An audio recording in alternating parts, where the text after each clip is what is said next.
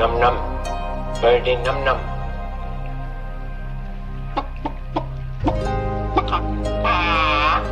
When I have understanding of computers, I shall be the supreme being. God isn't interested in technology.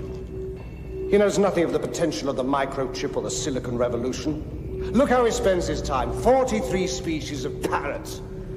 Nipples for men. Don't do that, Jesus Christ! You're gonna get me killed! Out of here! Oh, Billy. I have nipples, Greg. Could you milk me? Welcome, everybody, to the desert of the real. Welcome to the virtual Alexandria. And welcome on this Valentine's Day for those of you who celebrate. My name is Miguel Connor, and as always, I am your Pompatus of Gnosis. We don't take prisoners, but liberate them. We are not the final authority on anything, but hope to be an endless possibility for everything. I hope you're writing your own gospel and living your own myth. And yes, we have a great show today. Hopefully people will get to it. As many of you know, we had to switch the stream on this platform that starts with a Y. Why is that? Because when I put it up yesterday, it had an image of Jack Torrance at the Overlook Hotel next to a picture, the classic picture of Baphomet, and the platform decided that Baphomet's chest was pornographic, even if you can find that image all over YouTube and other platforms. It's a classic image. People use it all the time. The Church of Satan uses it, but it got struck down, and I got a warning. I am trying to appeal because as I've done this song and dance before, then another warning means suspensions and blah, blah, blah. So that's what's happening. And I'm sure some wayward algorithm decided to strike it down, but it absolutely, in the logical, beyond the AI world, it makes no sense. But we shall see what happens. The funny thing about manifesting is last night I was even thinking, maybe I should scale back on YouTube and go to other platforms because the support and the income on YouTube has just been okay. I can go somewhere else and probably get a better, maximize money and all that other stuff. And again, I'm always worried about the capricious nature of the YouTube algorithm. So maybe this was an omen, and we shall see. And I am shifting more to Elvis and David Bowie. We'll be starting a dedicated podcast on that soon, but we'll see. But anyway, what's important is that we are here, and I am very excited, as always, for our guests, as we shall find out. You can check out any time from the Overlook Hotel, but you can never leave. So with us, we've got David Block. David, thanks for coming back, and please don't show us your man breasts. We try to avoid it. Thank you, Miguel. Nice to be with you all then, and your audience. And let's have a great show today. Yes. People are always very excited. There's always a buzz when I put it on Patreon and advertises David Block. So yes, your content is making a difference until it's censored completely. So, well, we'll just go to your YouTube channel or something. And with us too, we've got the Moondog Vance. Vance, how are you doing?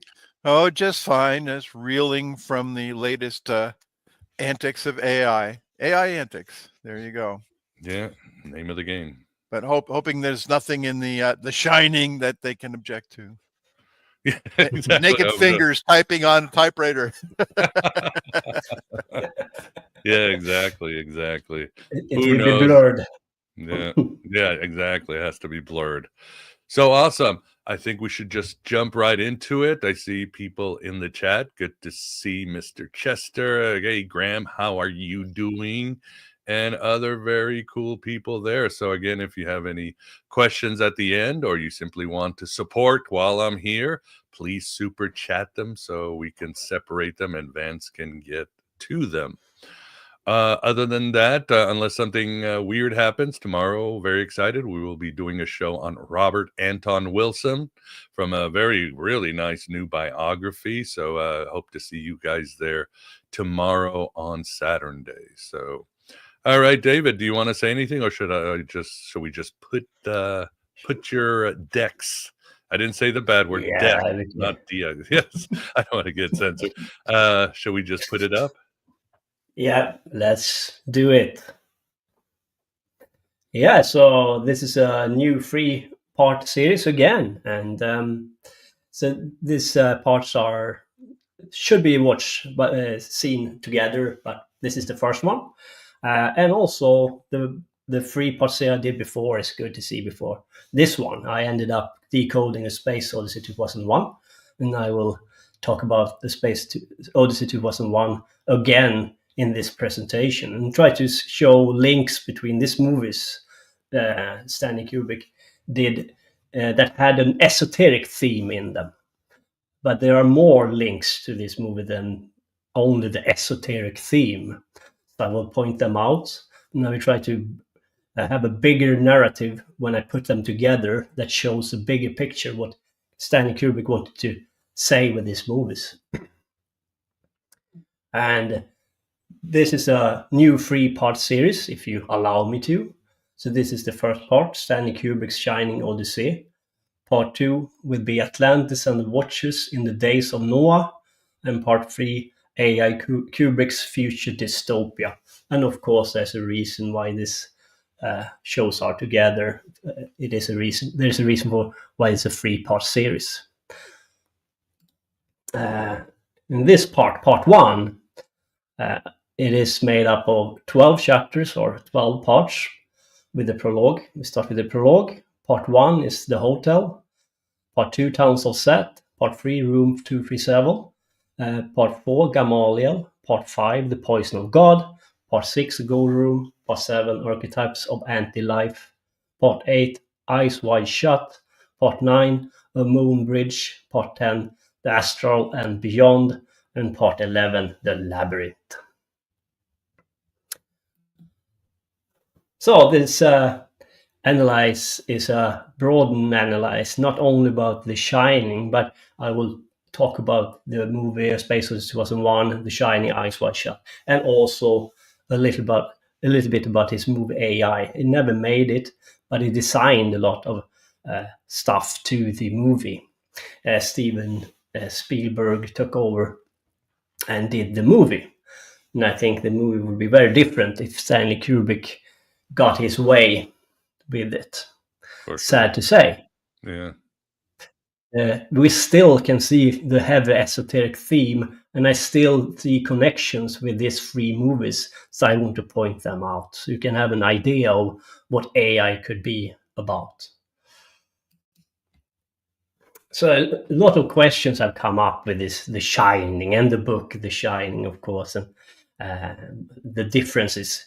Because in this case, the difference is a lot. I mean, Stanley Kubrick didn't stick to the book at all, almost, and did his own thing. And in the case of Space Odyssey 2001, that was a collaboration. So that was, the book was written together with the movie, therefore pointed to a bigger narrative. If you read the book and watched the movie, you can have a deeper understanding. In this case, Stanley Kubrick took the book and twisted it. So why did he use the book at all? Why did he change room 217 to 237? There's no reason for it, and I know they have a bullshit explanation on the internet. But the real explanation, according to me, is of course that if people read the book and then watch the movie, they start to think, why do he change the number of the room? There is no reason for it. There has to be a reason, but it doesn't seem to be any. And people start to think and speculate, why room 237 instead of 217? And of course, I will explain that in this analyze, in this decode. And I think Stanley Kubrick did it purposely because he wanted people to start to think about it and then come to a conclusion about it that helps them in the right direction when they try to decode the movie. A lot of things have been said about the movie, of course, and a lot of speculation, analysis, and I'm not content with none of them, sorry to say. It doesn't mean that I know everything, it doesn't mean that, but I will try to, as usual, you are my judge and jury, but I will come at you with as much evidence I have for my decode and why I've come to the conclusion I have. But it's not a convincing conclusion that he faked the moon landing and that he wanted to confess it in the movie The Shining. I think it's an insult to Kubricks, to be honest with you. But that's my opinion. And this number 42, of course, is a big thing to speculate about. And a lady called Mary Pauls said on the internet, the business with the number 42, maybe it has nothing to do with the Holocaust, but then why that shirt? Why that movie on the TV? And 2 times 3 times 7 does equal 42. And of course, people into esoteric practices and theories know that the number 42 is a very important number. It's the number of completion. The number 40 is the beginning of something, and the number 42 is a completion of that something. If you build a house, number 40 is the idea of building the house. Number 41 is the building of the house, and the number 42 is the finished house. In this case, of course, it's about esoteric methods to be completed, or the completion of an esoteric level, or when you're stuck, you want to go forward, you don't find your way, and then you find your way and you make a breakthrough in the spiritual, metaphysical sense, and you got to the number 42. Something that has to be talked about when we come to Kubrick, because this is very important for my theory, is the fact that Kubrick was heavily influenced by Carl Gustav Jung. And you can see that in his first movie. Kubrick's first movie, Shadow of Fear, is about Carl Gustav Jung's shadow. It is about the archetypes. And it's very important to point out that Kubrick was very young when he did this movie. It's not a great movie, but I think people are very unfair. To be able to do such a movie at that young age says something about the person. It's not easy to do movies. Right. I'm a director myself, so I'm impressed. It's not a great movie, but you should see it. You should see it. And what I want to point out here is because of the fact that Stanley Kubrick came in contact with Carl Gustav Jung's work in a very early age. And that is important, because Carl Gustav Jung pointed Kubricks to the esoteric direction.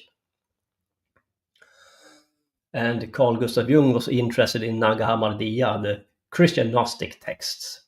And I think Kubrick was very interested in that, in the esoteric paradigm, Christian Gnostics and the Nag Hammadi library.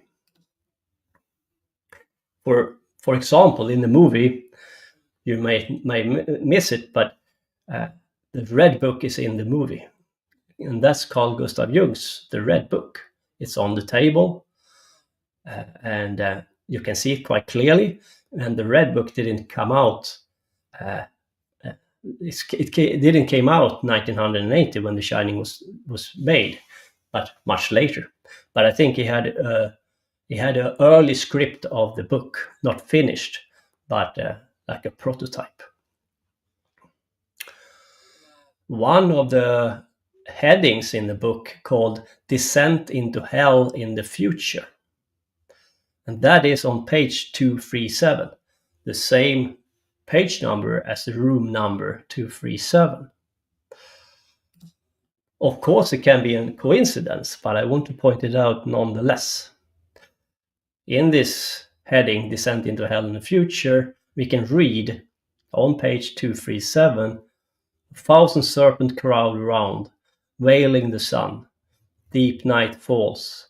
A red stream of blood, thick red blood springs up, surging for a long time, then ebbing. I am seized by fear. What did I see? There we come to the red stream of blood, thick red blood springs up. And that is a big thing in the movie. Of course, that's not only because of the book. There is a bigger esoteric truth to the red stream and the red river. And Carl Gustav Jung was very heavy into archetypes. And he wrote about them. Carl Jung identified 4 main archetypes: the person, the persona shadow, the self. These are a result of collective, shared ancestral memories that may persist in art, literature, and religion, but aren't obvious to the eye. These recurring themes help us understand the Jungian archetypes. Just to have a grasp on what we're talking about here. It's a common motif that comes over and over and over again in the human psyche when we tell stories and tales, for example. They are underlying base forms, or the archetype as such, from which emerge image and motifs such as the mother, the child, the trickster, and the flood, among others. Those archetypes are all in the movie. You may miss it to begin with, but I will hammer home the message later on. So bear with me with this one. You will flood people with the message. Yeah, it will be a lot of information here, so please bear with me, and you might have to see it more than one time. So I hope you enjoy it. And I will try to pull you in so you understand what's going on, so you don't get lost. So I will talk about stuff over and over again and come back to it, so don't worry. But for now, we have 4 archetypes in the Shining movie, and they are the last archetypes I read to you by Jung. You have the mother, you have the child, you have the flood, and Jack is the trickster. It's not obvious for now, but please bear with me. I will prove that Jack is the trickster. And if I can prove it, then we have all 4 archetypes. The last one I read, Jungian archetypes. With that said, let's enter the hotel for a second time, because the first time I was on Aeon Byte, I did a decode on The Shining, but right. This time around I will get more evidence and new stuff, and I will twist the narrative a little bit in a way that no one have, and in a way I think Kubrick wanted the movie to go, or the conclusion to be. But it will be a twist. So I promise you, there will be new stuff in here. So let's enter the hotel now. What is the hotel? It's not a normal building as such. It's much more than just a building. So you have the Tree of Life and you have the Tree of Clifford. And in the Tree of Life, you have 22 paths. And if you're into Lurianic Kabbalah, you work with the light. You don't go to Universe B or to the metaphysical, but you work in matter to change your vibration or your light to be in harmony with the creator. But you don't go over to the metaphysical, you work here and now. And in the Tree of Life, you have 10 sephirots, and you have one hidden called Dath. Now, this hidden Sephiroth, Dath, Lurianic Kabbalist doesn't work with that Sephira. They don't want to go over to the other side. They only want to work with the light. They only want to work with the Tree of Life. And therefore, they have their method. And their goal is to end reincarnation and to become one with the Creator, one with the light, to become in harmony and equilibrium with the light. But they do not go over to the other side. They do not go to the metaphysical. But we will, because the hotel has a metaphysical component to it. Therefore, the hotel is in a way the Tree of Life and the Tree of Qliphoth, but more Tree of Qliphoth than the Tree of Life. Of course, you have 22 tunnels in the Tree of Qliphoth as well, and those are called tunnels of Set. In the tarot card, you have 22 major cards in the Major Arcana, so you can place them on these different tunnels of Set, each and every one of them. So you can place them on the tunnels of Set, and you have 22 tunnels, and you have 22 major cards in 22 cards in the Major Arcana. So the rooms in the hotel, they are Qliphoths. And the corridors in the hotels, they are tunnels of Set, connecting the different Qliphoths. Now we prove this, and I'm pretty sure that Stanley Kubrick wanted to go there, and that was his aim.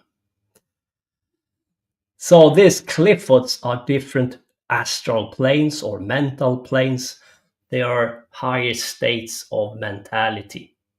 You have to shut down your brain and allow your brain to wander over to the astral or wander over to the other side. It's not like a mundane thought or thought patterns, but it is more metaphysical. Like when you do lucid dreaming, you have entered the astral realm. And that is more than just a conscious thinking.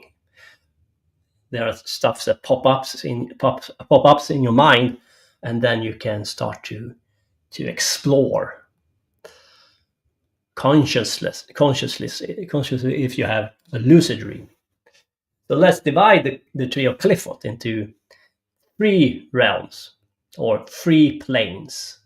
There are more planes, but in the hotel, Kubrick only used 3 different planes.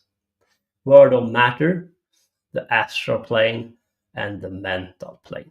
Didn't go higher than that. Therefore, I will stick to that and no more. It is enough. The world of matter is called Asaya. And we have one Qlipha in the world of matter, and that Qlipha's name is Lilith.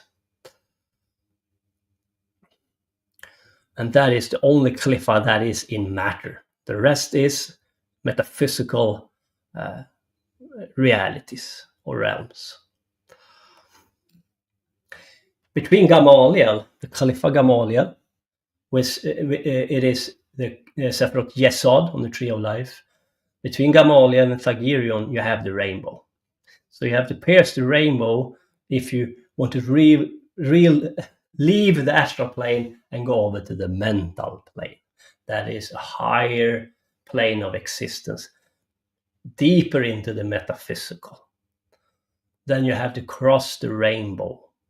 To go over the rainbow is to leave the astral plane to the mental plane. Then you have to dig deeper into the metaphysical realms. And to divide them even further, you can see you have 3 Qliphoths in the astral plane: Gamaliel, Samael, Arab Sarak.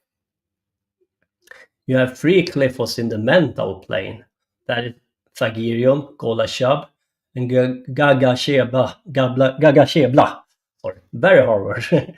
And then you have the world of matter, and that has 1 Qlipha, and that is Lilith. And you see the rainbow between Gamaliel and Thagirion there. So it is 3 Qliphoths, mental plane, 3 Qliphoths, astral plane, 1 Qlipha, world of matter, Asaya. In the movie, Stanley Kubrick only used 1 Qlipha in the mental plane, and that is Thagirion. Thagirion is the sun, but in this case, in the Qliphothic tree, it is the black sun. It's the other side of the sun. But that is the sun on the Tree of Life called Tiferet. That is the gold room, the sun room. The gold room gold and the sun in esoteric practices is the sun. Gold is attributed to the sun. The metal gold is attributed to the sun. And that is how far we can Stanley Kubrick take us in this movie. Take us to Thagirion, to the gold room or the sun room, but not further. So the last two cliffas in the mental plane he doesn't use. But he used all the three cliffas in the astral plane. And he used, of course, the one cliffa in Asaya, or the world of matter called Lilith, because that's the material reality of the hotel. That is the physical aspect of the hotel, but the rest is metaphysical. So if you place these 22 cards in the Major Arcana on the tunnels of Set, you have 22, and that is exactly how many cards there are in the Major Arcana. And there are very interesting phenomena in the movie. I absolutely don't think it's a coincidence. We will place out some of them. So you have 3 tunnels from the astral plane going towards the Thagirion, or the mental plane. And we have 4 tarot cards, and the tower is in this as well, but it doesn't connect to the 3 tunnels. I will explain later. The 3 cards that connects to Thagirion are the Devil, and that tunnel is called Anonin, and Art. In Alice Crowell's deck, he called that card Art. It's number 14.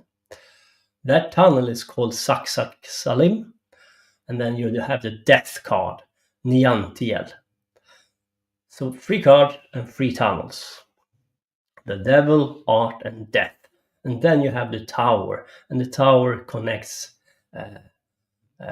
2 Sephiroth Cliffords, but it is the tunnel between 2 of them that doesn't connect to Thagirion, but I want to point out that it is there.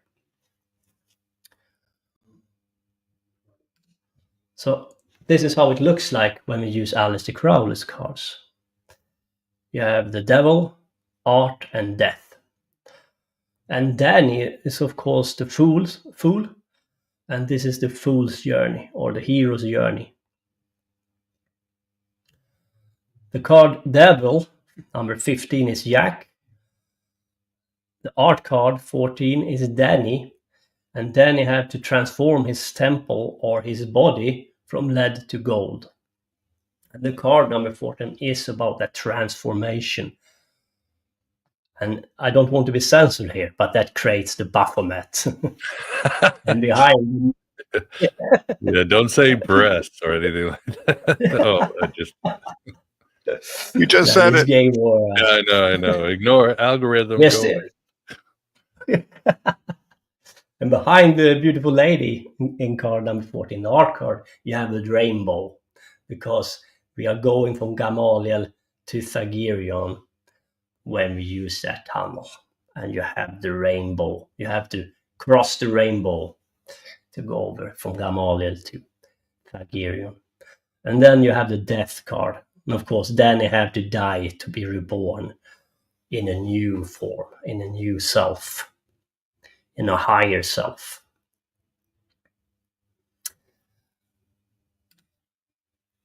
And Danny had a shirt on, and the number 42 is on the shirt.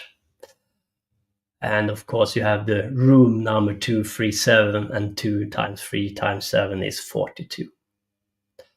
Meaning completion. But if we add these cards, the Fool card, the Devil, the Art card, and the Death card, we got the number 42 as well.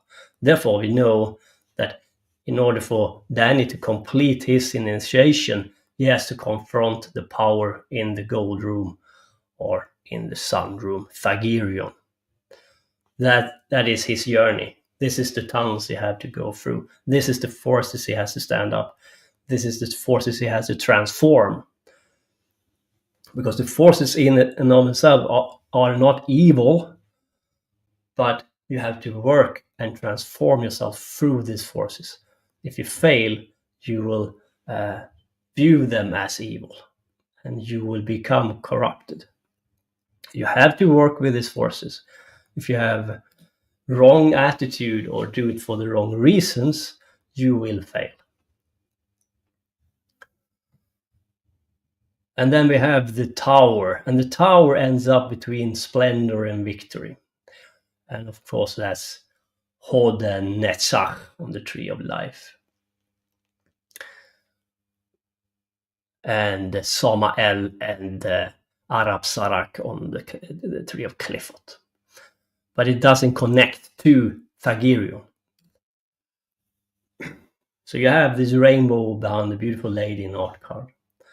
And it is attributed to Baphomet to combine the feminine, divine feminine, and divine masculine. That's the reason why Baphomet is androgen, because it has a feminine part and it has masculine part. You have to combine these attributes and use them. And the feminine is water, of course, and that's the reason why the lady have a chalice with water, and the masculine is fire. That's the reason why she pouring fire into the cauldron. And the idea here is to create your own daimon, or your higher self. And in the tower card, you have an eye, and that eye is the eye of Shiva. And you have a mouth, and fire is coming out from the mouth. A mouth is Pe, the Hebrew letter Pe, means mouth. And the tower is struck by lightning. And it is a lot of Thagirion symbology here, with mouth, open mouth, fire. And this is if you use the Kundalini and chakra right. And this is about sexual magic. Of course, now I tell you about the esoteric practice, left-hand path, or Aleister Crowley's teaching, 3-man OTO. But the idea is that your temple, your body is your temple. Your body is your tower. It is not a physical temple. It can be, because what you can do, others manifest outside of you, because they can't manifest it from themselves, from their body. Therefore, they build it through technology instead, and try to achieve what you can do through your body of flesh, through your temple of flesh. Therefore, for example, if you work with the Kundalini chakra and you use sexual magic and you have an orgasm, your tower is struck by lightning because you blink out. And you go over to the metaphysical, or you leave the material. And that's the reason why Shiva is the destruction of matter, because Shiva is the destroyer of your body and allow you to be who you really are, and that is a spirit.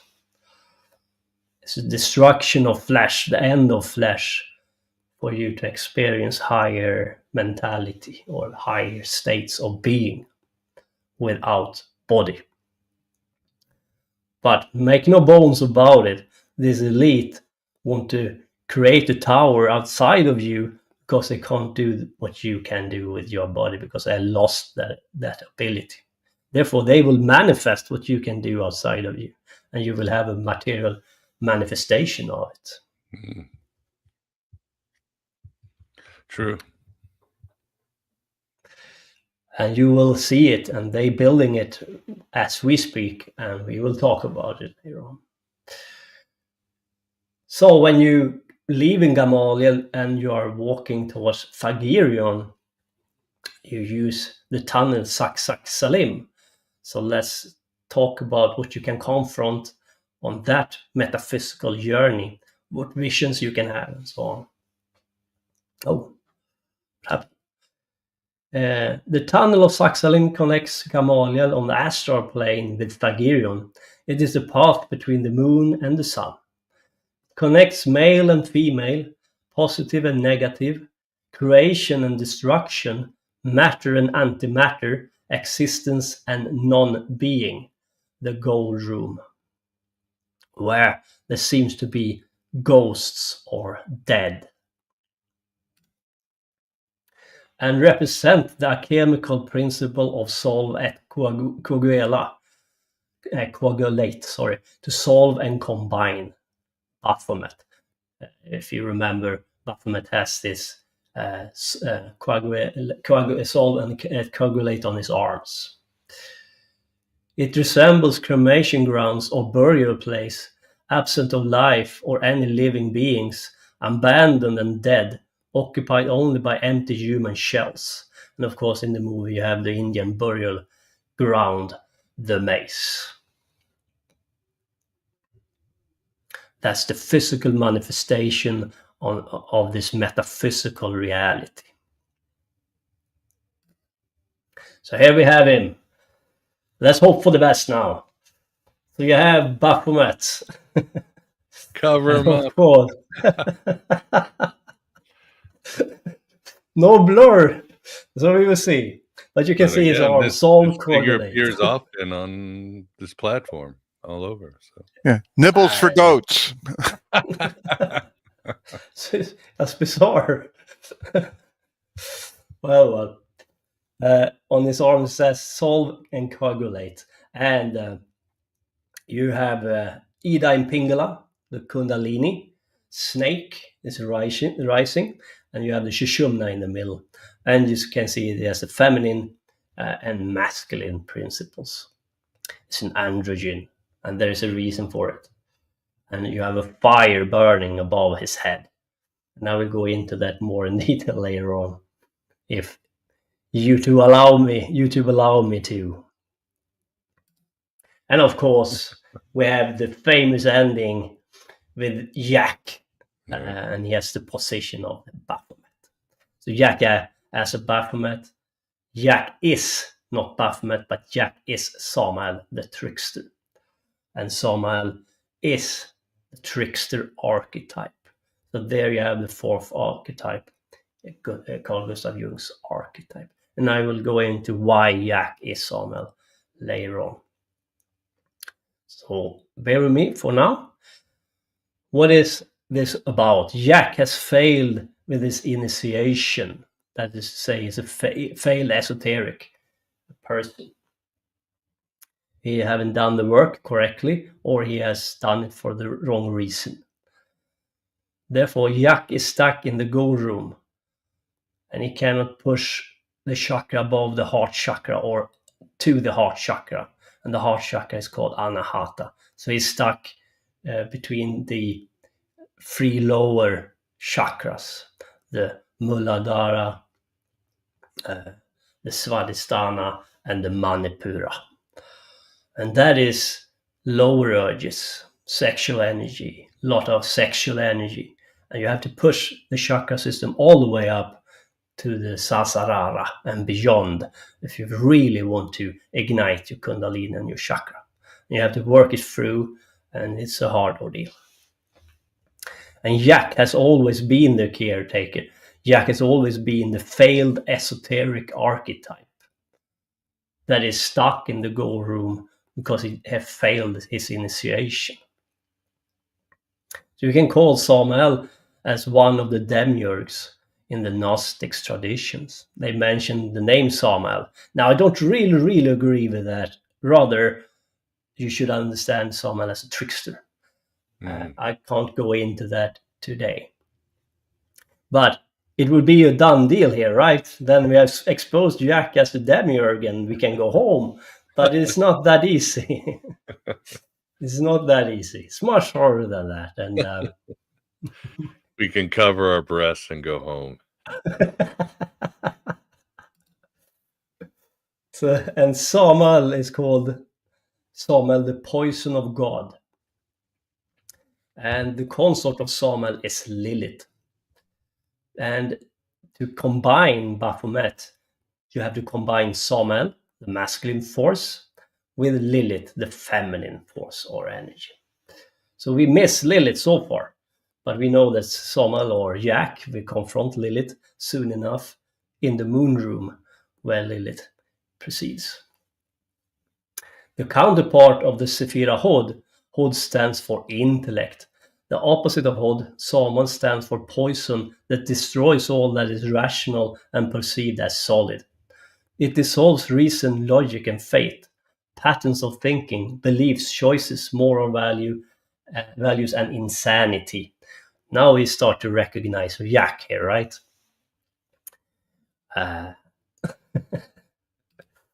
Start to get the grasp on him here. Yeah. So the hotel is not logic, but there's a reason for that as well. People have recognized noticed that stuff are changing positions as chairs and furniture and so on in the hotel.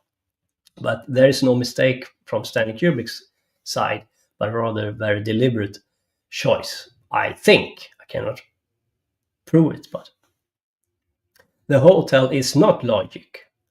Although magic works through the astral level, love spells, curses, and other practices that cause a change in the material world. It is the border between life and death, and it also believed that the realm of the dead exists on the dark side of the moon. So you have caused change in the material world. So what I think Kubrick want to show you is that this astral plane, this metaphysical, have an impact on the material hotel, because the walls are very thin between the metaphysical reality and the material reality in this hotel. But let's start with our journey, and let's start in matter, and in the first cliff of Lilith, of course. And let's follow Danny, so I can prove my point even further here. So let's move into part 2, Tunnels of Set.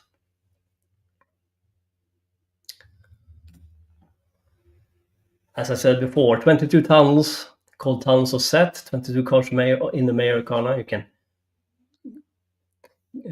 put them on the different tunnels. The rooms are cliffords. So let's take one tunnel number 32. So let's go from Lilith to Gamaliel. What can we suspect? What will happen? What kind of visions will we have when we do this metaphysical journey through the tunnel Tantrifaxat? Tunnel 22, Tantrifaxat connects the lower cliffotic realm, Lilith, with the astral realm of Gamaliel, transmitting the astral energies of the dark moon to Earth, representing the unity of microcosm and macrocosm. When we come to the end, we find Saturn waiting patiently. This is the path that corresponds to the tarot card, the universe. So we have Town 22, Tantrifaxat, between Lilith and Gamaliel. And as I read, you will experience the dark moon, astral energies, and astral realms, of course. And we have this famous scene, of course, with the elevator who pours out blood, a stream of blood. And everyone is wondering why. What is it all about? But we will have an answer to that very soon. So Danny is traveling in the tunnel of Set, and he stops by the room 237, and room 237 is the Khalifa Gamaliel, and there is a lady there waiting for us. Room 237 Gamaliel is the moon, the number is 9, and number 9 is about initiation. And that's the first cliff on the astral plane. And initiation in this instant is about the number 42, right?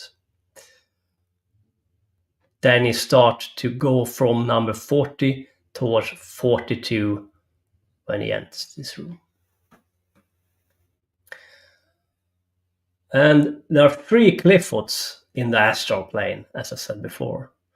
And when you enter the first Cliffa, you experience all of them, not one at a time. It's like you experience Gamaliel the most, but even Samuel, the Poison of God, and Arab Sarak. You can say that they are mixing together. And a lot of sexual energy will be felt. Dreams and visions, unconscious and collective unconscious.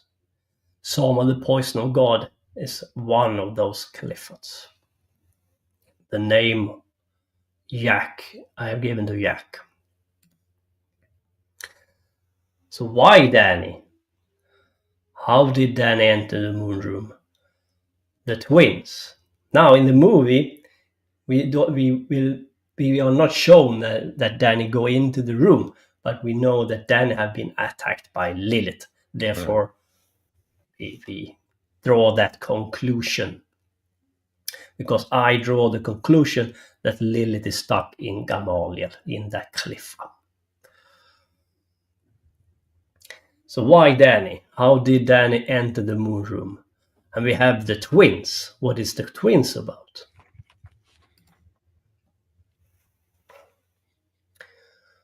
In the first Cliffa, Lilith, we have 3 moons, we have a pentagram, and it is about matter. And Danny is sitting on a carpet, the famous carpet.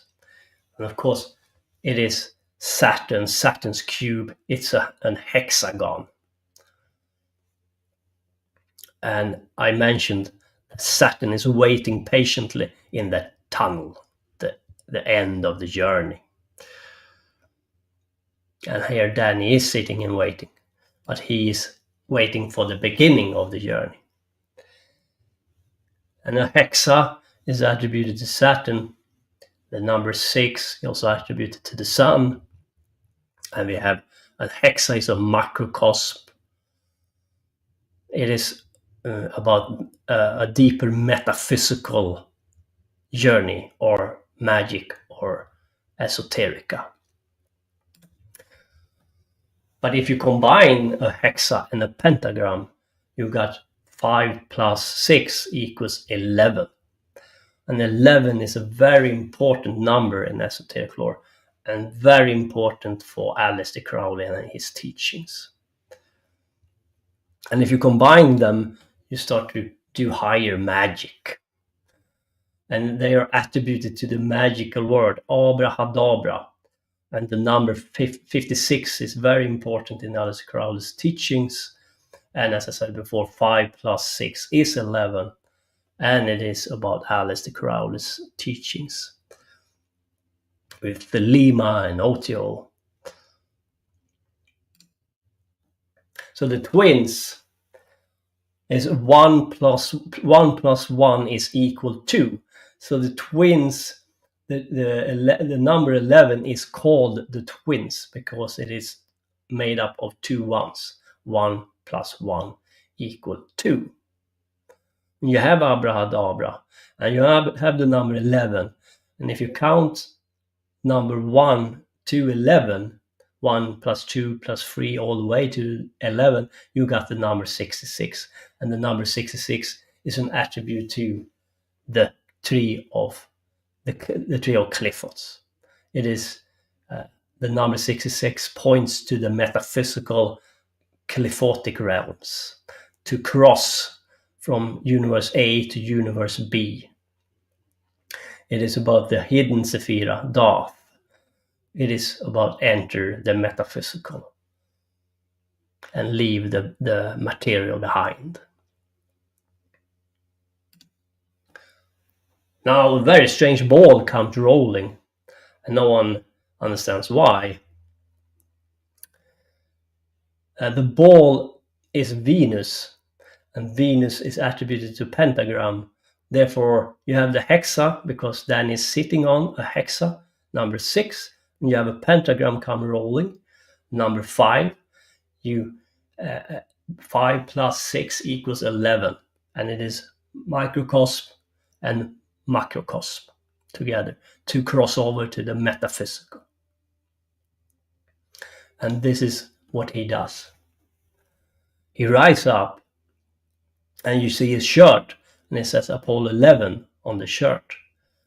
And of course, it is 5 plus 6 is equal 11. It is abrahadabra, the magical word, or the word of the Aeon.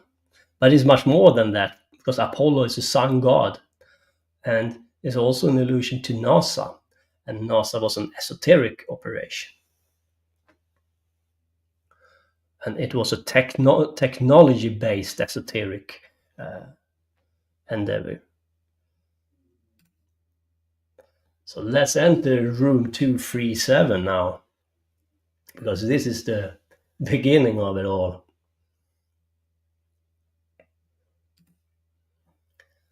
For Danny's, in Danny's case, it is about initiation.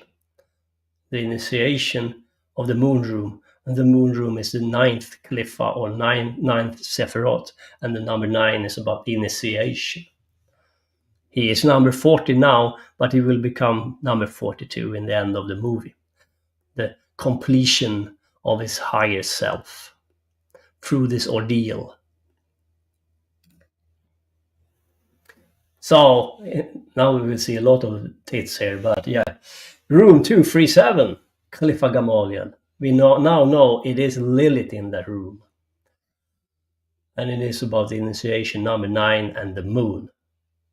The sphere is ruled by Lilith in her aspect of the harlot, or Eshet Senunim.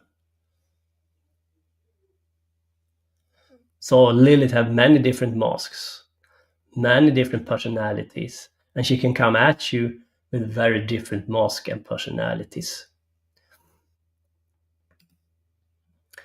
This is, of course, the initiation of Jack and not Danny. So let's begin with Jack here. And then we go over to Danny's initiation.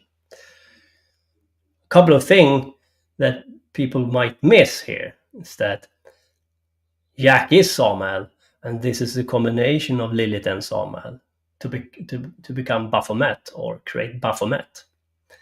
The combination of the divine feminine with the divine masculine. And it is about Kundalini and chakra and about sexual magic. And of course, if you combine Lilith and Samael, we get Baphomet.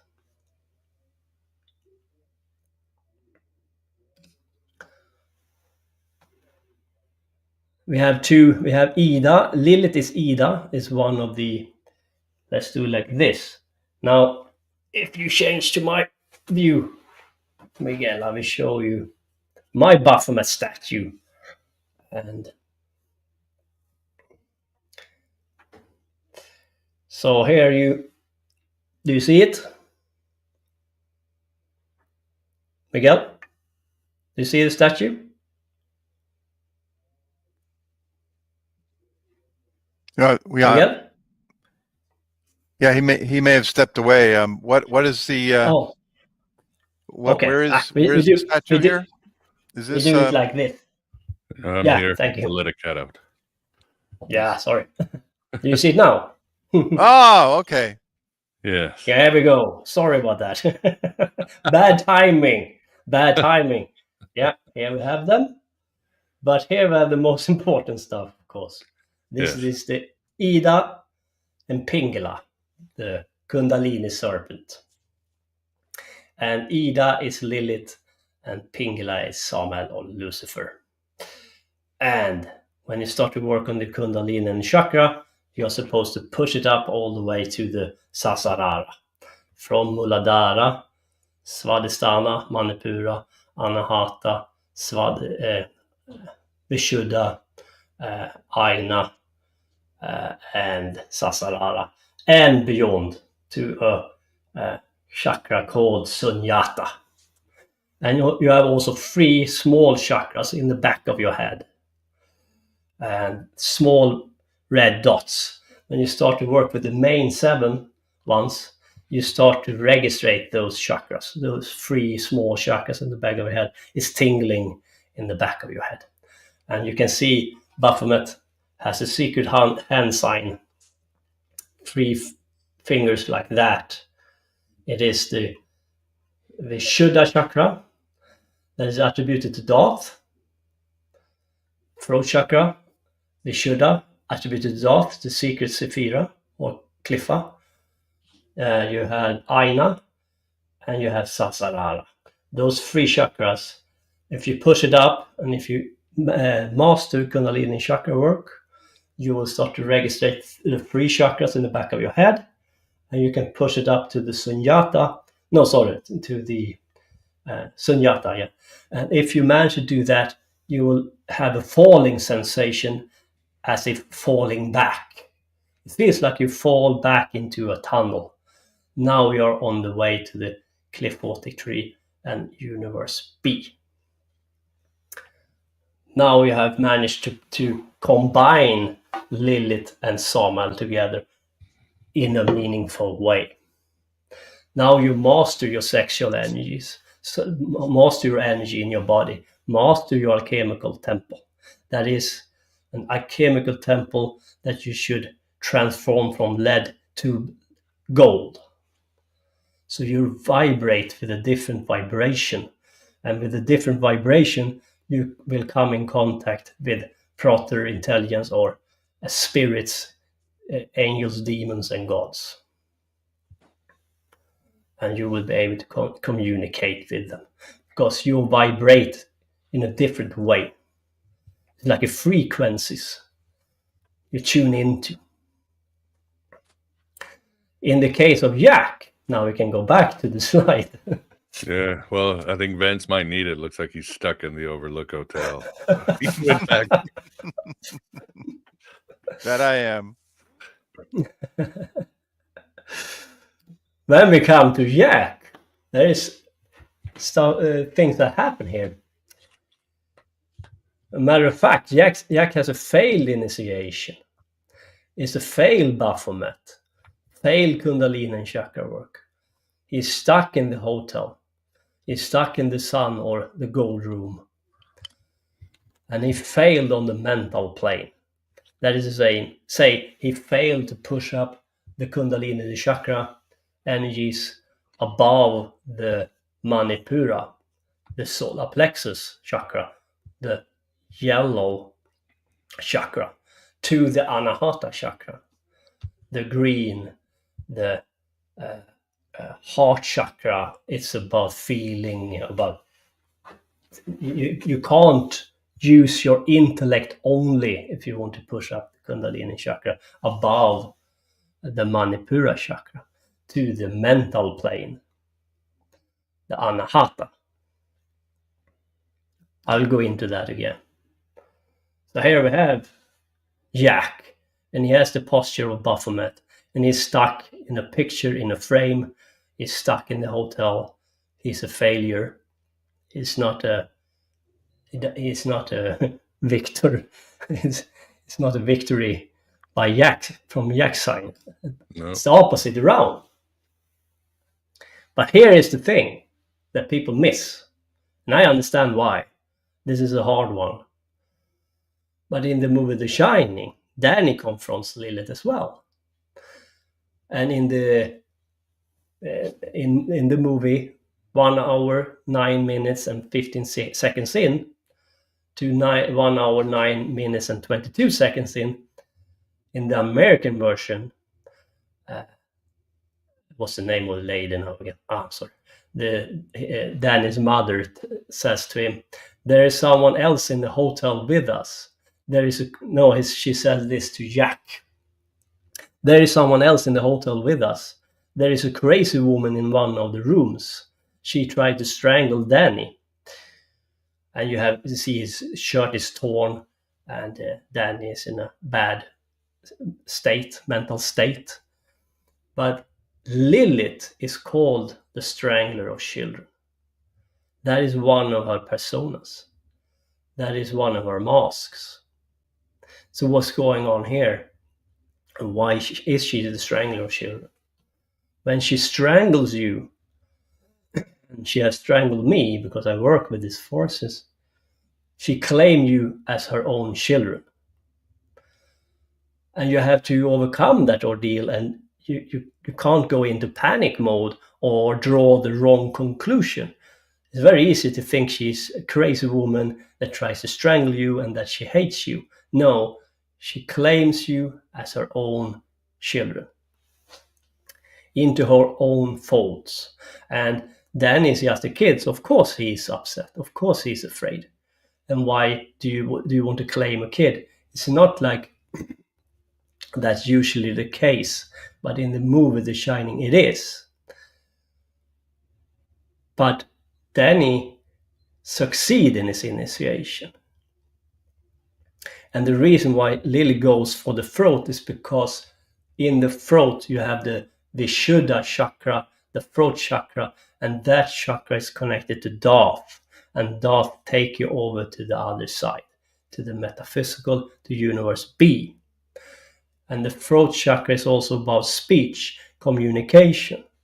And that is not only communication with the outside world, but also the communication with you, because you have to have an honest conversation with yourself, what you need to work on, what you need to get rid of, what suits you, what serves you, and what doesn't suit you anymore, what you have to do away with.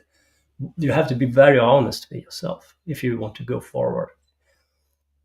It's nothing for a psychopath or a narcissist, because they are perfect. They will fail. They cannot succeed. They have a mental state that doesn't allow them to push up to the anahata, to the heart chakra and beyond. Their personality, their archetype is not good. Completely wrong mindset. Therefore, Danny succeeds in his initiation with Lilith, and now he's claimed as one of Lilith's children, and she has rejected Jack because Jack is a failure. She cannot help Jack. Jack is a lost cause. He will always be stuck in the hotel, but Danny will not. So Lilith is claiming Danny. It is a successful initiation. Danny is number 42. And 4 plus 2 is 6, equals 6. And that is Tagirion. The sun room, the gold room. Tagirion is the sun room, gold room, and there is Apollo on his shirt, and Apollo is a sun god. So now he's going to go up against the forces in the gold room. The esoteric elite that used esoteric methods for the wrong reasons, for self-interest, and they will always fail.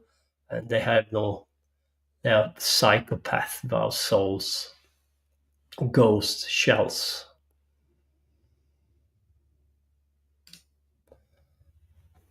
So let's go into part 4 and talk about Gamaliel a little bit. This is the Khalifa Gamaliel. That is to say, the moon room. Gamaliel. The easiest way to experience the energies of Gamaliel is through dreams, visual and astral journeys. This is an astral sphere existing close to the material plane. During sleep, we leave physical bodies and float onto the astral plane spontaneously.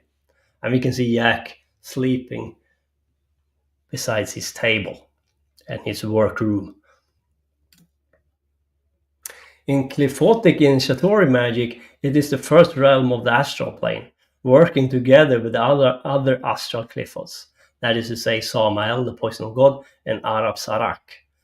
There we experience our fantasies and unconscious fears and lust and dreams and nightmares. And the idea here is, of course, to overcome them, work through them, transform them, to get rid of the old programs that ticks in the background and decides our behavior patterns. We have to see them, work with them, and transform them. Otherwise, we will only end up stick to this. If you don't transform them, work with them, there is no reason to use this method. And the psychopath doesn't have that drive to change because they are already perfect. Okay, so it is now that when the yak start to go fucking ape shit, and this is part 5, the poison of God. To put it bluntly. Straightforward with this presentation. Well, we know that Jack is writing a book, but you don't have to worry. You don't have to read Jack's shitty book because he only finished one sentence. All work and no play makes Jack a dull boy. And as I said, Jack is, Samuel, the poison of God. The opposite of Hod. Samuel stands for poison that destroys all that is rational and perceived as solid. It dissolves reason, logic, and faith, patterns of thinking, beliefs, choices, moral values, and insanity. If you don't want to transform that, you will become it. And to go over to the Qliphothic tree without the purpose of transform, it is a deadly combination. It dissolves reason, logic, and faith, patterns of thinking, beliefs, choices, moral values, insanity. Patterns of thinking is very important to highlight here. He's just repeating a sentence. He's stuck. All work and no play makes Jack a dull boy. Patterns of thinking, over and over again. Irrational, insanity. Logic and faith goes out. It dissolves reason.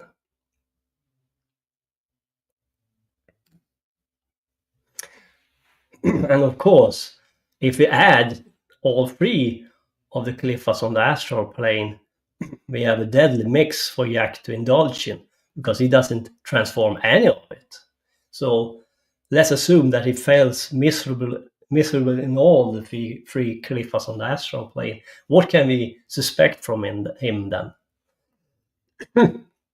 We can suspect impurity, perversion, sexual fantasies, repressed instincts and desires, destroys all that is rational, dissolves moral values, insanity, Baal, the god of war, dark Venus, the maker of sharp weapons, his axe, passion and violence, lust and bloodshed, carnal delight.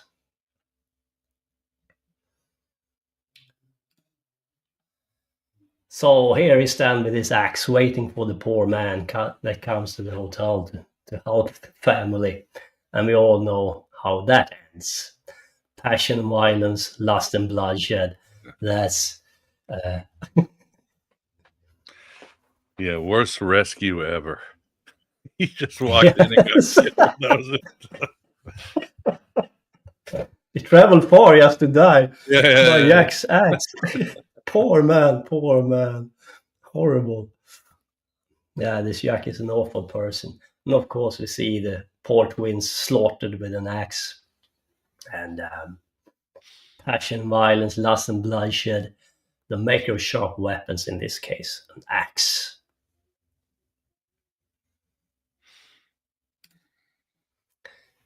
So let's travel further and to the gold room in part 6.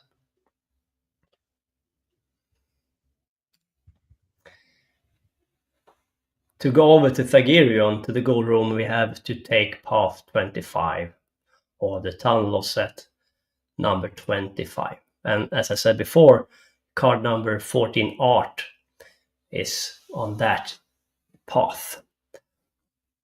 It's attributed to that tunnel set. And the tunnel's name is Saksak Salim. So what can we expect to the journey to the Thagirion room? The tunnel, in this tunnel. When we travel in this tunnel, what can we suspect happen? Creation and destruction, matter and antimatter, existence and non-being, the gold room. And represent the chemical principle of solve et coagulate, to solve and combine. Baphomet.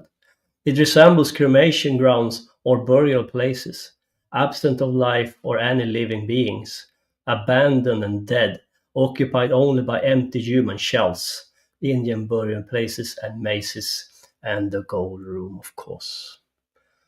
These are the empty human shells that are stuck in the gold room because they have failed on their esoteric journey with their esoteric method, the left-hand path method.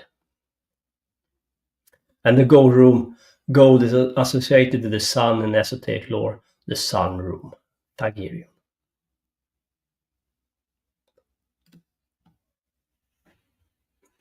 The initiatory process of Thagirion is also represented by Shiva, the image of the Archonian forces of Lilith and Samhain, or they may appear as one being manifested as Baphomet.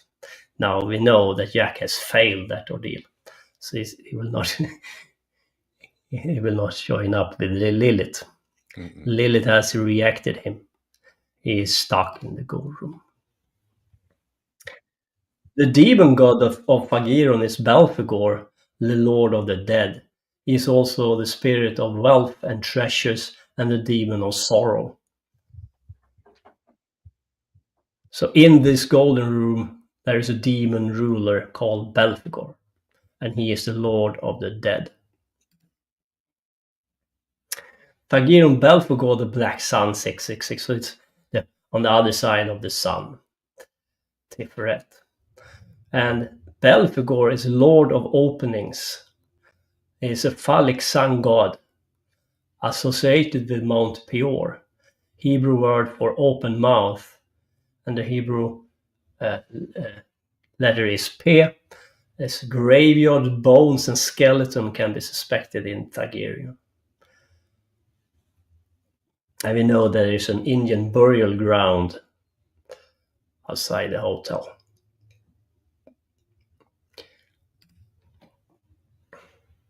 There are also other visions and insights into nature Thagirion energies, images of death and barren landscapes, cold, dark, and devoid of life and light, visions of apocalypse and destruction.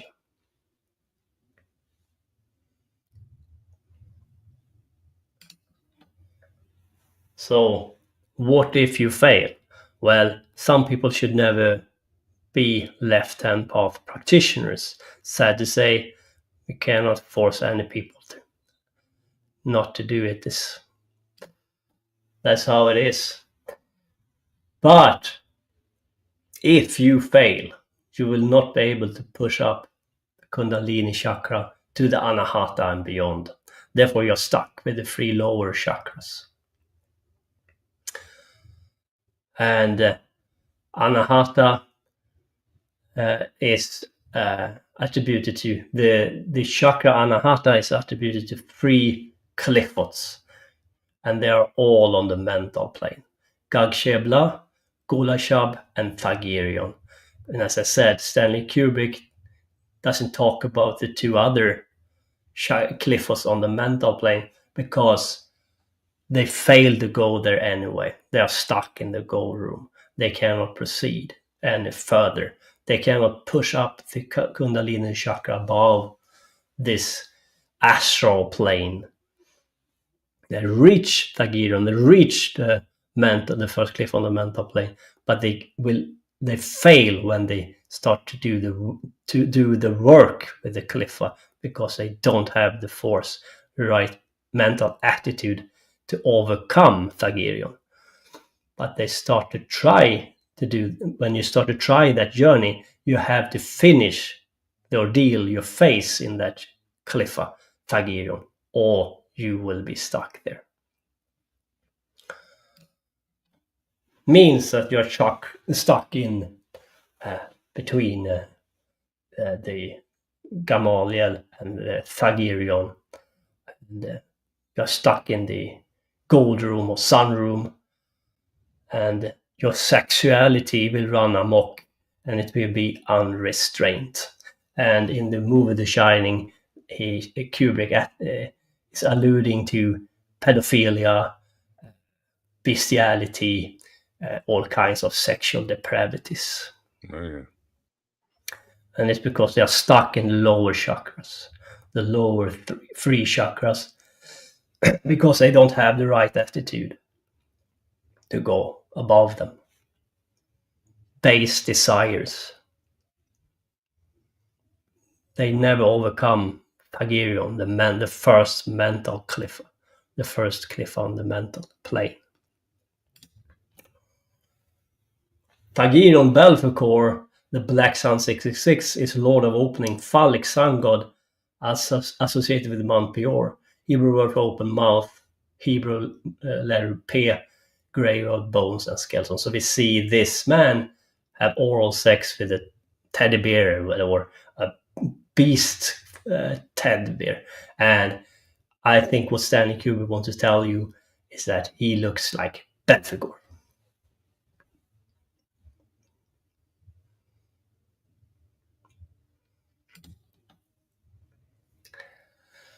Trapped in Belphegor's garden of shadows, forever wandering through labyrinths of despair and sorrow, Jack have always been the caretaker. And even though he reincarnate back into the hotel. Now in the movie, he travels there, but he is drawn to go there and end up his days there. It's an archetype, is what Stanley Kubrick was talking about.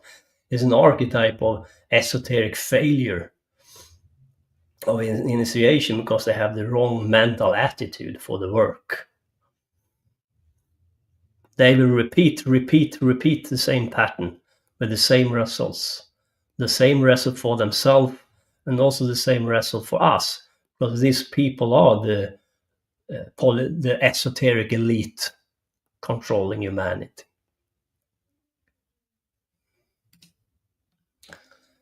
And abandoned and dead, occupied only by empty human shells, he is also spirit of wealth and treasures and the demon of sorrow.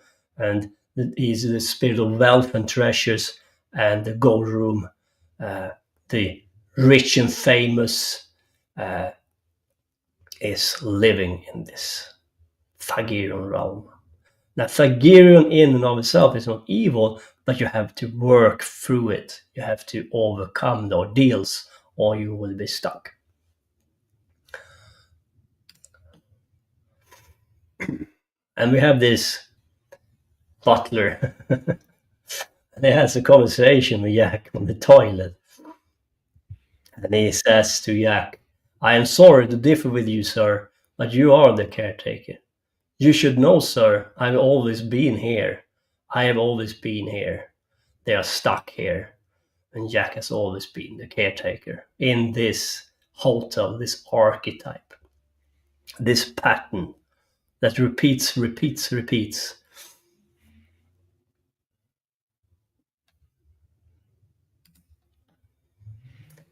So let's go into part number 7, an archetype of anti-life.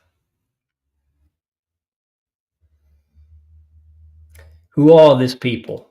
How can we talk about them and sum up who they are so we can have a firm grasp on them? Well, we have some different traits here, attributes. So allow me to list them.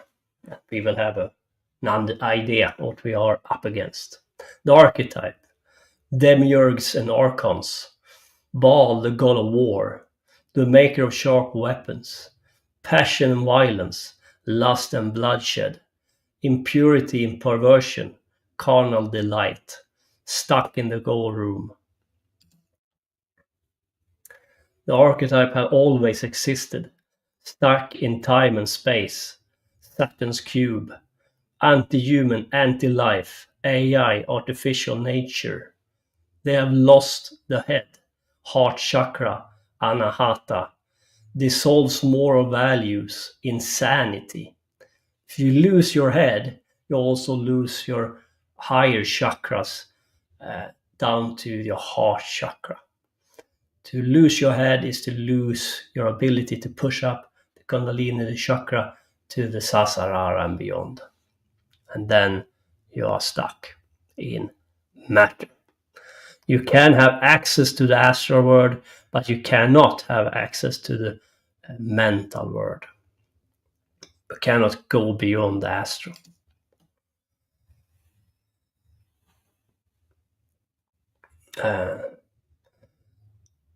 The soul's moral values, insanity, rely on technology. And the reason why they do is because they can't use their body as a temple to transform, to explore the deeper levels of the metaphysical. But these people will never give up. Their hope becomes the technology to open stargates or use technology to force them out into the metaphysical. It has taken them to the moon.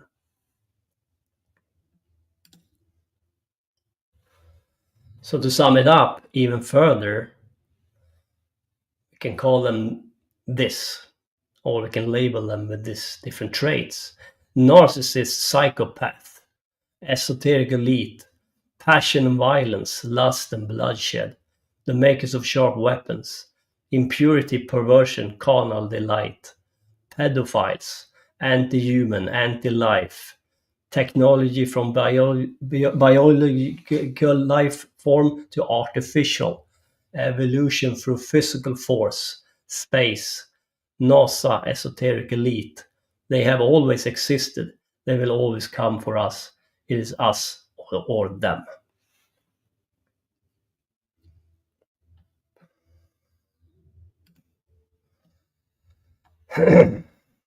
So, in part 8, I will talk about eyes wide shut. And of course, we have a similar theme with an esoteric elite. So we have secret esoteric societies in the movie The Eyes Wide Shut, and that is the big thing, the main theme. And this group is impurity, perversion, carnal delight, and pedophilia. Now, you don't see any pedophilia in this beautiful house Tom Cruise character goes to, but you have other scenes in the movie that attribute or points to in that direction.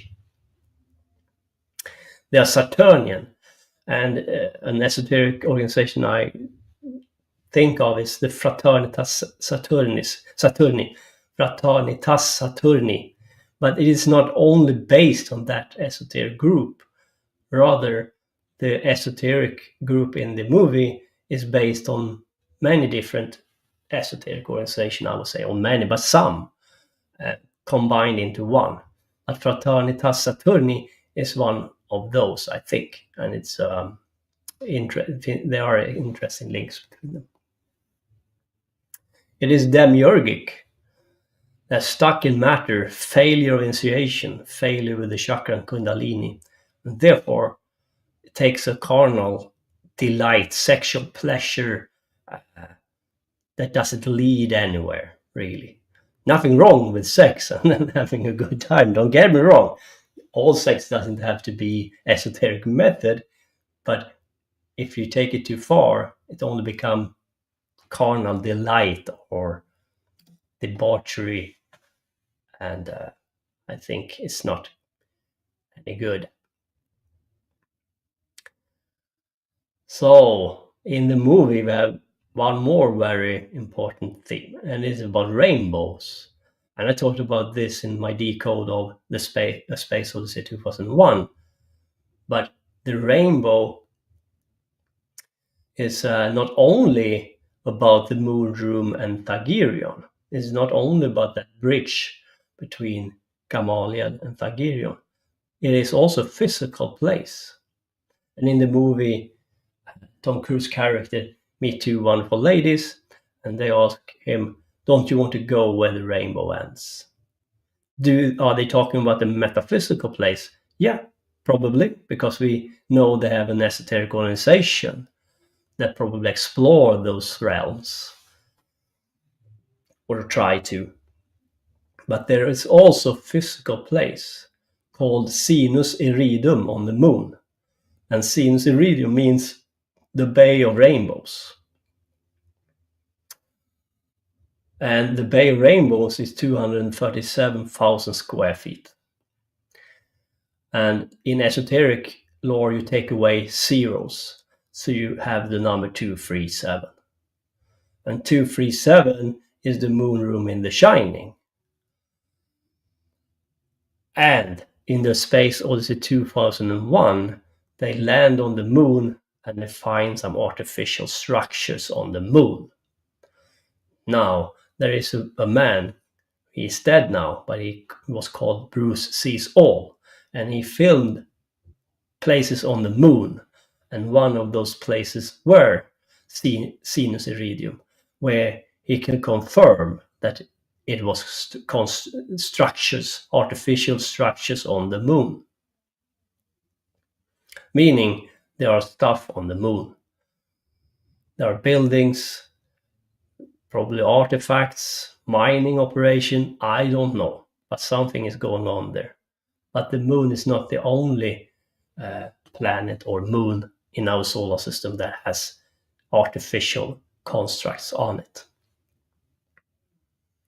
Because this archetype have existed for a long time, what I call the esoteric elite.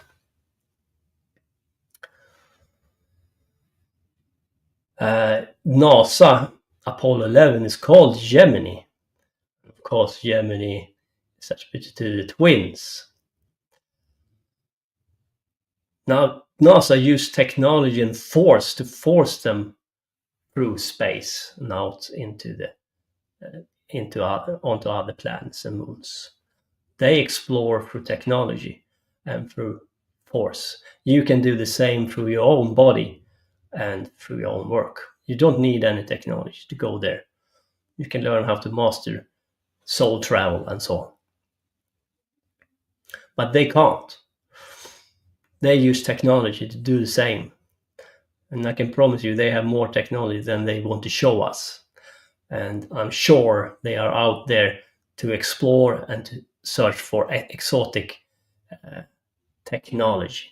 Left there a long time ago. And you can have a debate if they are aliens who have put stuff there, who have put this stuff on the moon, on Mars, or in Saturn's moons. But I am sure that this esoteric elite want to have their hands on it. To go back and to rediscover and take this technology back into their own fold.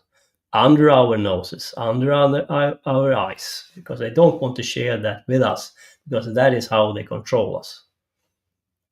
They're not interested to share anything. And when people talk about disclosure and bullshit, it's only nonsense to keep people occupied, passive, have hope that will never go to fruition. You are the hope you're waiting for. You are the alchemical temple. You are the one who has to make this change. There are no white hats. There are no saviors. And in the movie Their Eyes Wide Shut, it is a Christmas theme. So it's a happy holiday. But Christmas is Saturnalia. Right. And Rome, under the Saturnalia, slave becomes the master, and the master becomes the slave. The switch roles here. And of course, chaos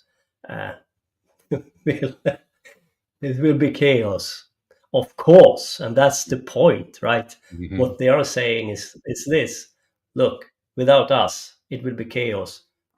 Look, when we have the Saturnalia, what will happen when we allow the slave becomes the master? They go fucking ape shit. Nothing works, and they just go drunk and running on the streets. We have what you see our point. You need us. You need rules. You need regulation. You need Saturn. You need hierarchy.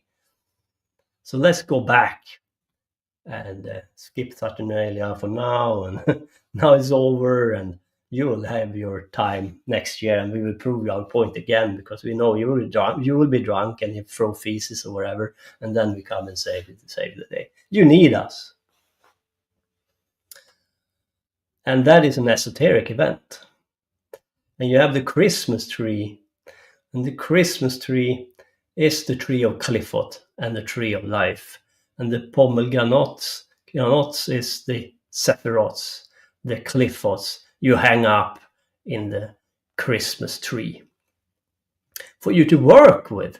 But of course, every grown up and kid, they're only interested in the presents in the below in the base of the tree, and don't care about the Sephiroths or the Qliphoths. They are not interested in transform. They are interested in matter, in stuff.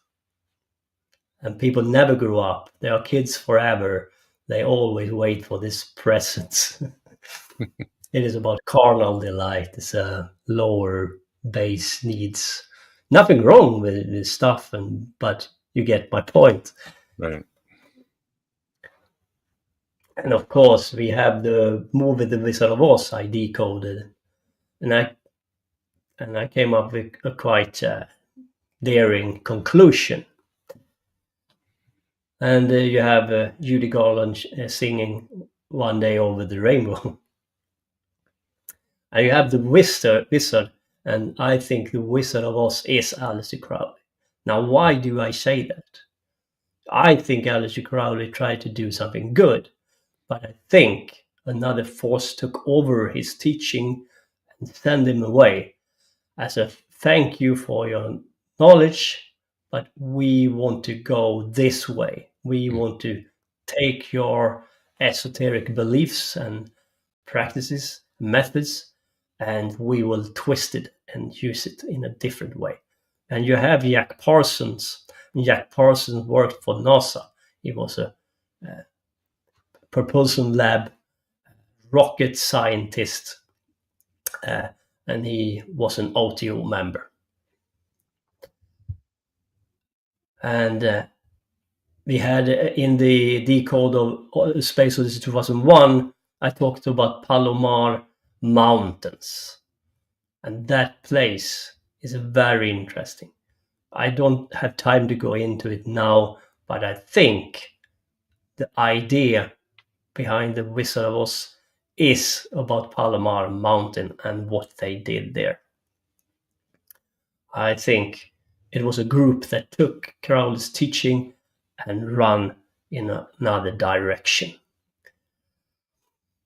And I think Wizard of Oz was a statement from the people behind Palomar Mountain, or the people behind the people in Palomar Mountain. And then you have the esoteric organization, the Fraternitas Saturni, and that's also an offshoot from Aleister Crowley's teaching. And you have Kenneth Grant, and Kenneth Grant took over after Aleister Crowley and took his teaching further to the left. And he created TOTO, Typhonian OTO. Now, I am much closer to Kenneth Grant than I am Aleister Crowley, but I understand, and I show you that this teaching, this method is not for all. This is a very serious method, because if you fail, you can become a burden, a dangerous person. It is not for all. And you have to take it very serious.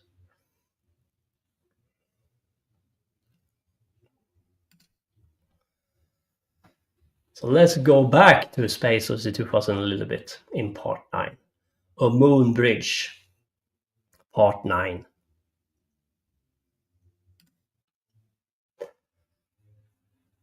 You have an esoteric elite that is based on technology, and they want to go from biological life form to artificial. It is about evolution through physical force, space. NASA haven't stated that they are an esoteric elite, but I'm sure there is an esoteric elite behind NASA. They have always existed, this technology-based esoteric elite.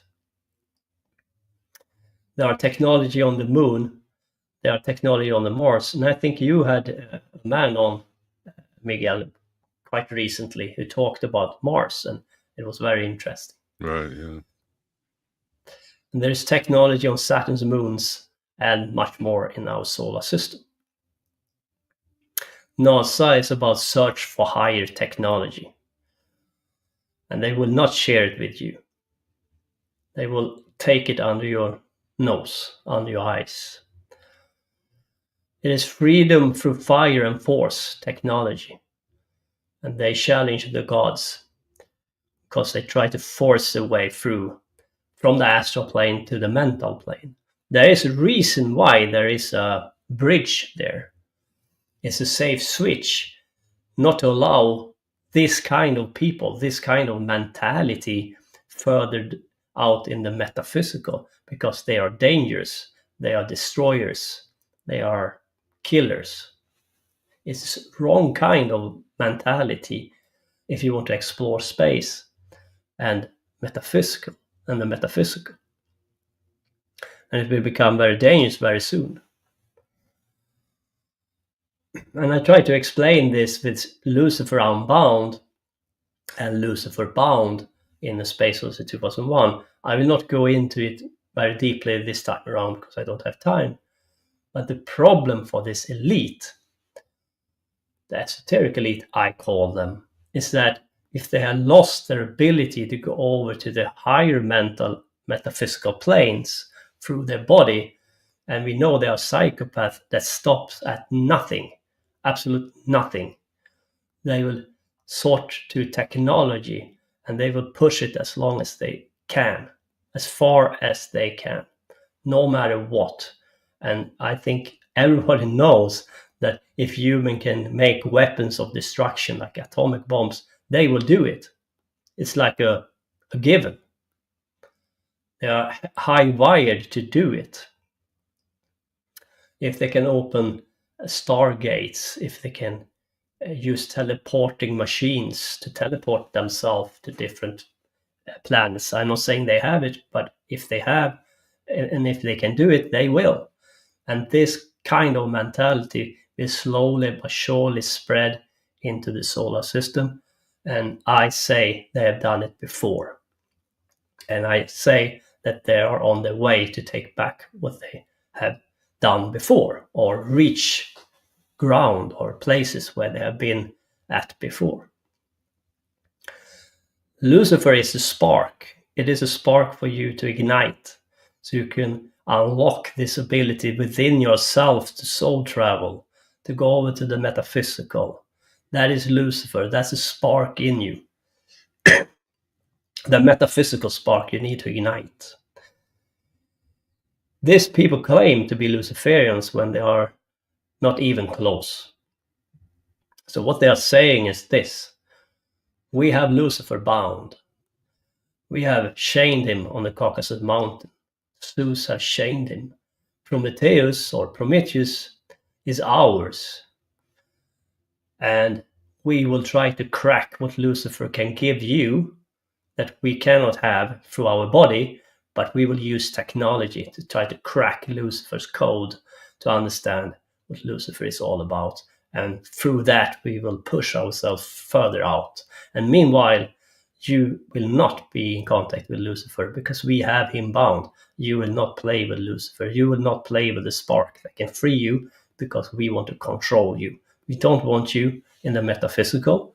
That is our realm. That is our space to explore. And I think the demiurgic prison we are in is made up of technology. HAL in Space Odyssey 2001 is AI controlling these astronauts not to go further. And we have something called Valis.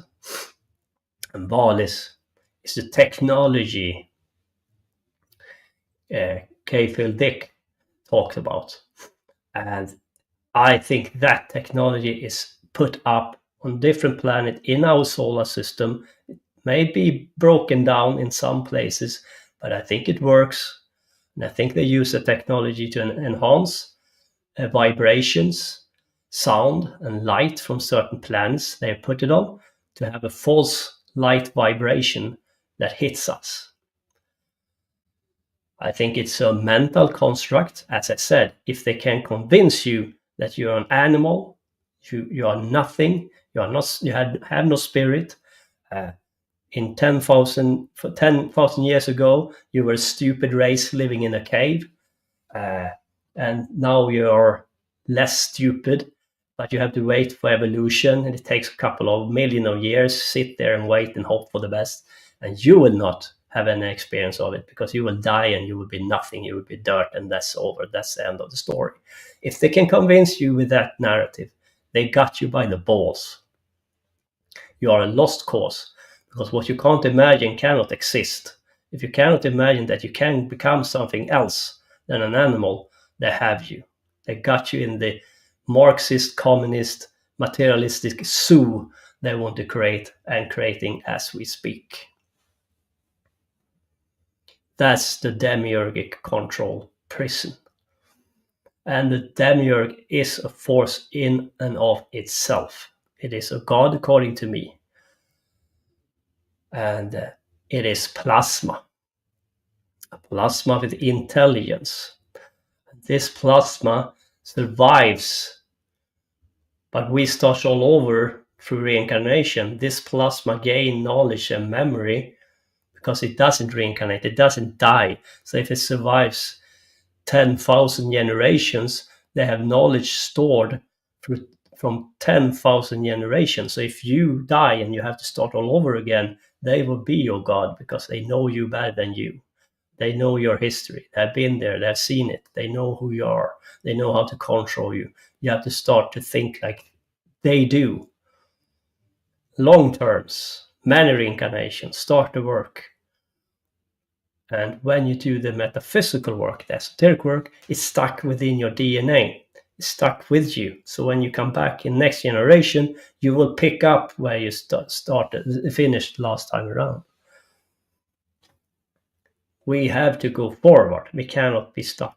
If they convince you of this bullshit, you are stuck, because you will never start work on yourself, because you're a stupid animal living in a zoo and you will die, and that's the story. That's the end of the story. They got you if you believe that.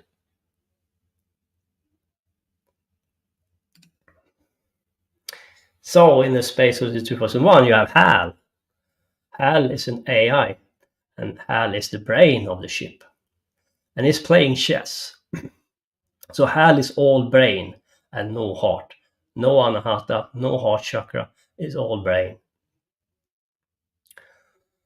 But he has already lost his head, because his head is artificial. Therefore, he has no chakra, not even the Sasarara or any chakras. But you get my point.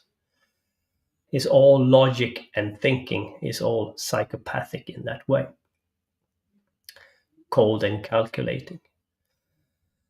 And we start to see the rise of the AI today. This AI that, and the AI this. It's everywhere. And they are stuck in matter, astral plane, in the goal room, because they are all mind. They have no heart. They have no intuitivity. They have no soul. They have no spark. They are cold and calculating. They need to use force and technology to force them through the material to the metaphysical.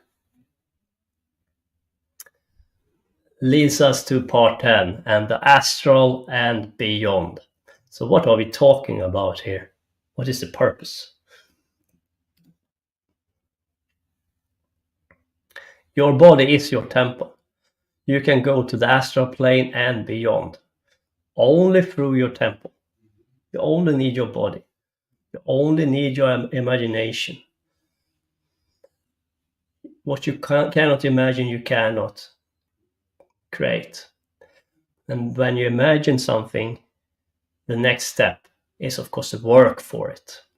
If you can see you can become something else, it doesn't matter if you don't act upon it. Then how do I do to become something more? What method should I use? How should I go about it? Don't lose your heart chakra, your spark. Then you will become like them. The elite want to destroy your temple. They are after your body. They will want to poison your body. They want to take away your spark. They see you as a threat, as a potential threat they can awaken. And if you do, you can overcome them. Therefore, they come against you with medicine, the medicine industrial complex. They will poison your water, they will poison your food, they will poison your music, they will poison your education, they will poison everything.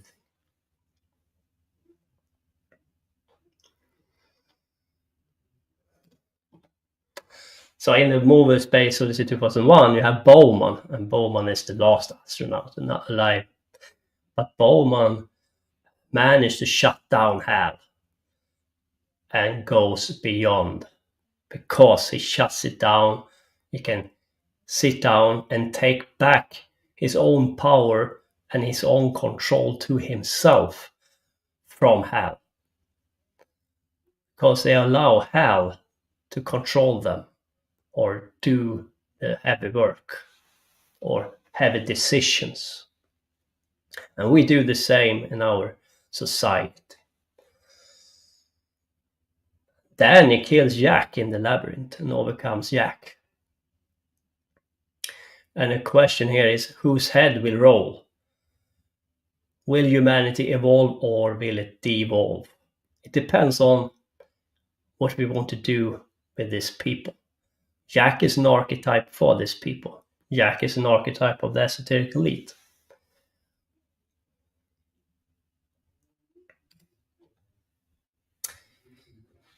He, Bowman, was moving through a new order of creation, and this is in the book I had to mention. The book is Space Odyssey 2001. It is in the end, when Bowman starts to wake up, who he really is and can become. So he, Bowman, was moving through a new order of creation, of which few men had ever dreamed. Beyond the realms of sea and land and air and space lay a realm of fire, which he alone had been privileged to glimpse. It was too much to expect that he would also understand. Now he's quite deep into the metaphysical. And Bowman is on his journey and to take back his own power. And he has managed to shut down Hal. Therefore, taking control, taking back control. And to realize he doesn't need Hal.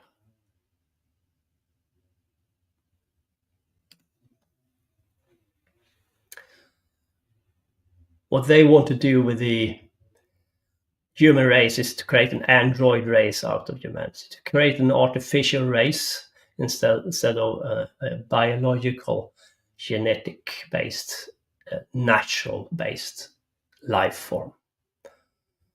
The natural human becomes the enemy because, as we speak, humanity starts to wake up.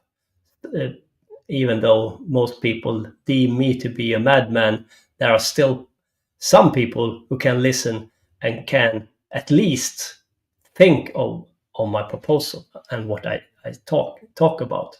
It couldn't be done for 500 years ago. And we are waking up because of their technology. They are dependent on the technology.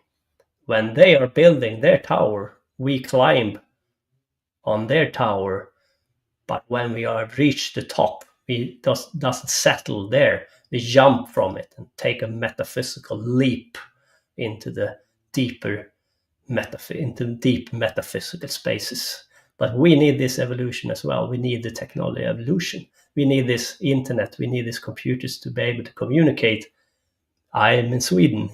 Some of you are in USA. We can communicate. Right. Share ideas, share visions, share imaginations. Artificial life forms and anti-nature is what they want. And it will create impurities, perversion, and carnal delight. Because if you don't have any higher purpose than the material, and if you have lost the spark,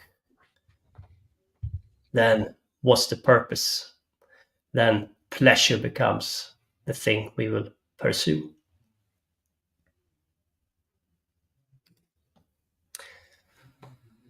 So let's enter the last chapter, part 11, The Labyrinth, and this is the end of The Shining. Allow me to take you back to the hotel the last time, for this presentation at least. You never know.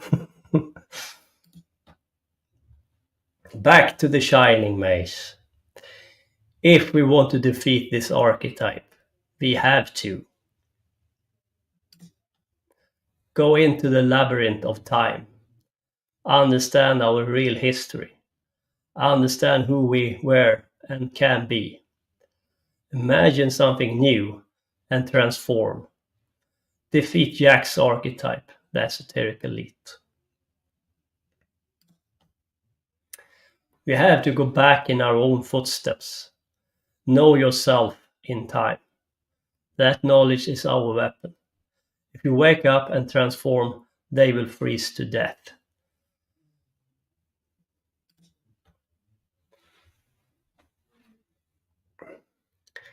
And back to Space Odyssey 2001, the book. He was retrogressing down the corridors of time. Now we are in the end of the book. He was retrogressing down the corridors of time, being drained of knowledge and experience as he swept back towards his childhood. But nothing was being lost. All that he had ever been, all that he had ever been at every moment of his life was being transferred to safer keeping. Even as one David Bowman ceased to exist, another became immortal. And this is the evolution we have to go through. And we have to travel in time. And to travel in time is to travel in memory. And memory is attributed to the Hebrew letter mem. And mem is also attributed to water, nations, and science. And one more time, what you can't imagine cannot exist.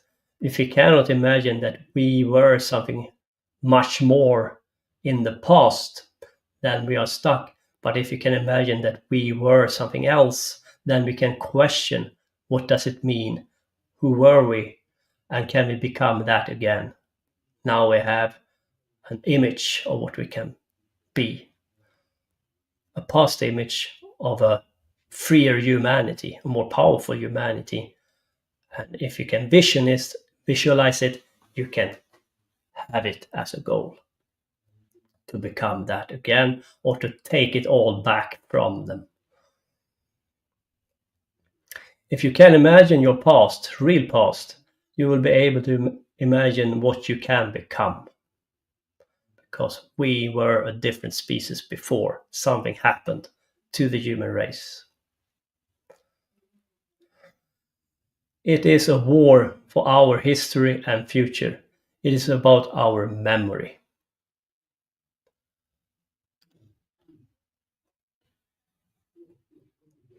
Let's go back to the time when Jack's archetype was born, so we can understand who they are and where they came from.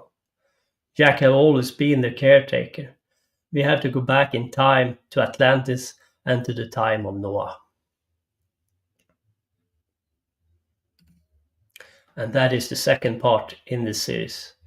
Atlantis and the Watchers in the days of Noah.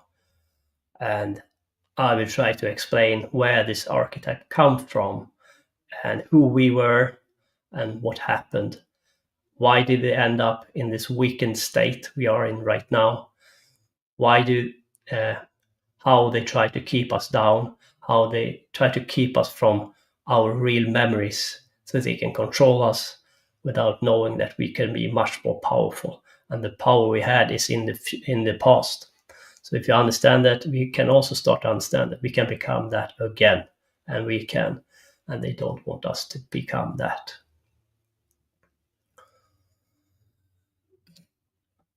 The destruction of Atlantis and the rise of the psychopathic elite, the humans without soul, anti-life, is what I want to explore with you.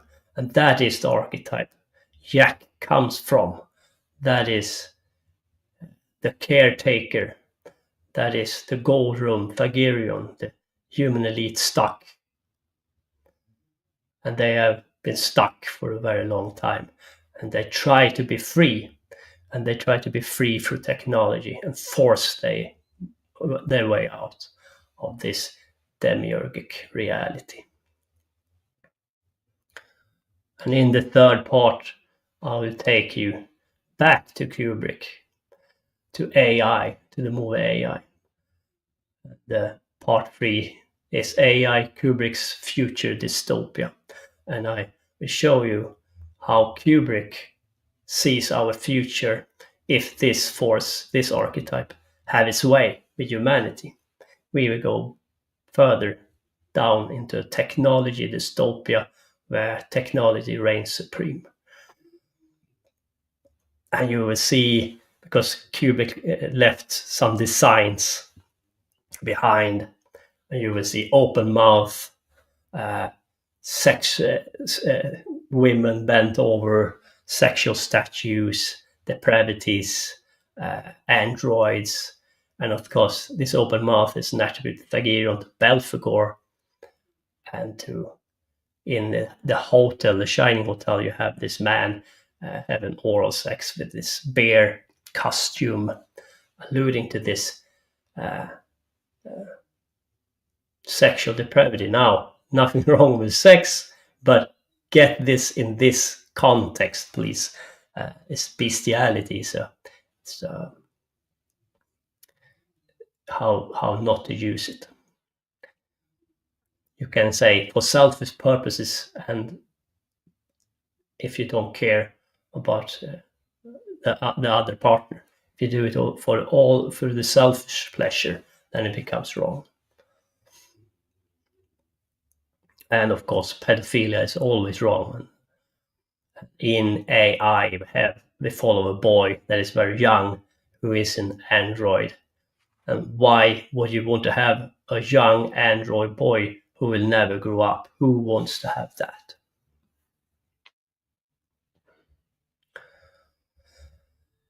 Yeah, thank you a lot. I hope you enjoyed it. A lot of information. I hope you could follow through. It was very good as always, and thank you. I'm glad your throat hung in there, your voice hung in there, and I know I learned a lot from 42 to Lilith strangling to all about demon breasts. So yeah, I always learn a lot, and I know the audience in the chat room is very, very impressed, and I'm sure people have to go back and check out the entire thing to really get understanding. Any super chats, Vance, before we close it down? Yes, we had one, although it wasn't, of course, Chester. Thanks, Chester. He did not have a question, but thank you, Chester. And Mike Frank wanted to know, and this was not pertaining to our presentation today, but he wanted to know about if he could get an autographed copy of your Elvis book. And he loves Block Fridays. Well, right. The publicist or the publisher is advising against it because it's too much extra work for authors, signing it, going to the post office, all that, and it always ends up bogging authors down. So probably at an event, I will definitely sign a book for you. And yeah, appreciate your support.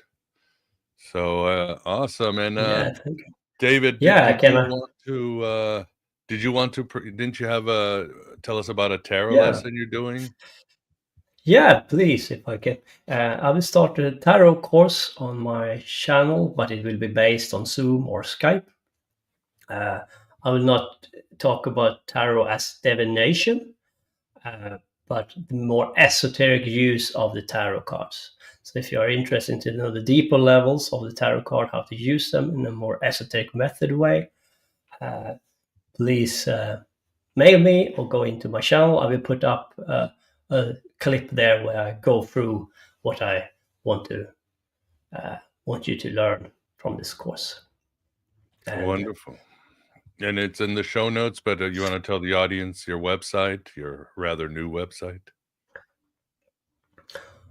Yeah, I have a website, davidblockesoterica.org, if I remember correctly. Yes.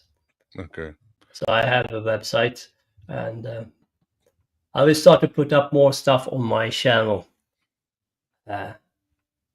So bear with me. It's been a tough time for me, and I worked hard with the presentation here, but it will get going with my channel as well. Yeah, just don't put any pictures of Baphomet. That's all I have to say. You'll end up where I am. So awesome. Well, then, Really. yeah. Hey, there's so Miguel, much. I forgot Graham. I forgot Graham's super. Well, he didn't do a super chat, but he's Graham. So I forgot. He wanted to know from David, does Jack have a connection to Jack Parsons? I think that Very would have to be interesting, Stephen Graham. King, right? He's Jack Torrance in the novel, so we'd have to look at Stephen King. Yeah, but yeah, Jack Parson is the rocket propulsion man, and can be interesting thought. Yeah, I mean, Stephen King Graham. certainly is no stranger to using occult ideas. No. There's a lot of stuff in his books as well, and so I like them.